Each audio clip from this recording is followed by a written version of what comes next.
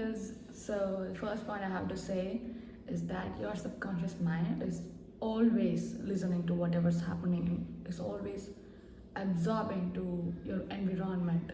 So, the easy way to change your inner self is changing your surrounding and how your environment look really. Where, for example, if your work desk is having a plant or a Buddha statue, maybe that will make a difference to your like your inner calmness. Or just imagine if you have a skull toy or something, some disturbing thing just for you to look cool, because there's this, what's that, grumpy looking toys, like really angry toys, like sad toys. If that is on your desk, even if you don't look at it very often, it's just something that your subconscious mind is absorbing, okay? And not absorbing, observing. Okay, so that will make a difference in how your mood is going to be like when you're working or when you're studying. So I would recommend keeping something calm, or keeping maybe, I don't know, just a water bottle. That's what I do. I don't have anything much in my study table. So my experience about the music I was consuming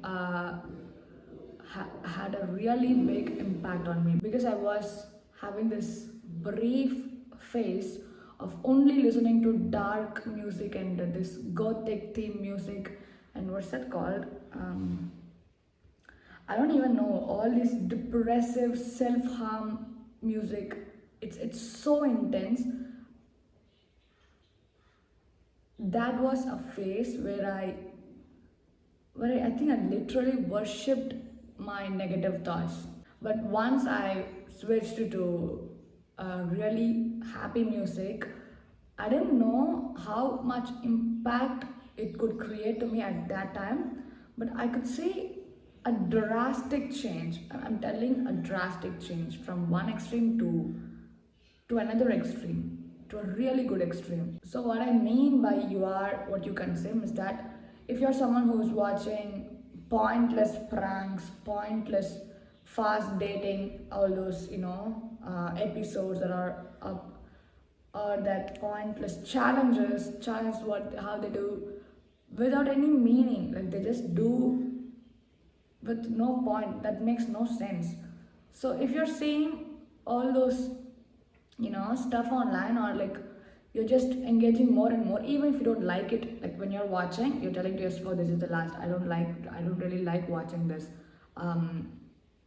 like because I do that whenever I'm watching. Oh, what are they even doing? I don't like watching this, why am I even watching? But I still watch it till the end. So what am I feeding to my subconscious mind, what am I feeding to my mind, basically that plays a role. Okay, so now I just what's that, what do you do? Show less of these, or like don't recommend this channel, stuff like that. I just do that because I don't want to consume that, even like subconsciously, like I don't want to consume that because I'm not consciously watching that. Do you get my point? And whatever you're watching, even if you don't like it, even if whatever you're saying, even if you like, even if you know on a conscious level that it's not good for you, it still is going to make an impact on your mind, on your thinking, on your actions eventually. So just be mindful of what you're surrounded with, and like what you're consuming online, because every content, I don't even know how stupid those contents are. I'm so tired of seeing, honestly, but not anymore. So I'm good. Like how you would want your friend to address to someone else when they're talking about you. Imagine if your friend is addressing you to someone else, saying, "Oh, they draw really well. Their art are just phenomenal. It's just so inspiring." One. Second scenario is oh, they are really good at sport. They can play basketball very well, or whatever sport that you are interested in or passionate about. So second scenario. And third is oh, they know everything about traveling. They know everything about every country. They're like the traveling expert. We can go and ask them anything, and they just know where to go, when to go, things like that. planning trips basically. And the other scenario may be how they can talk about, oh, they know everything about cooking. They are so passionate about cooking and baking. That's something they always do. That's something we can go learn from them. Or like, oh, they're passionate about reading books, so they know a lot of things about books, about music. So just imagine if that will be cool for you to be identified as, or like, I don't know what they're doing, probably just lying on their couch and scrolling on TikTok or like Instagram, something. So um, I think I've made my point. It's just that it's very simple, not really a big point. So also this one more thing, just last thing.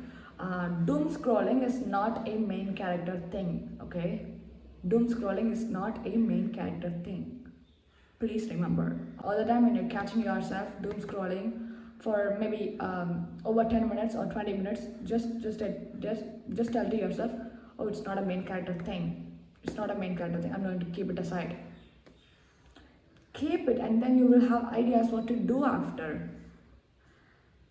I'm telling you, doom scrolling has ruined hours and hours of my time, and I'm not going to do it anymore. And I'm going to tell to myself whenever I'm catching myself doom scrolling, whenever I'm catching myself scrolling the next reel or the next short, it's not a main character thing, and I'm a main character, and it's not a main character thing, so it doesn't, go along.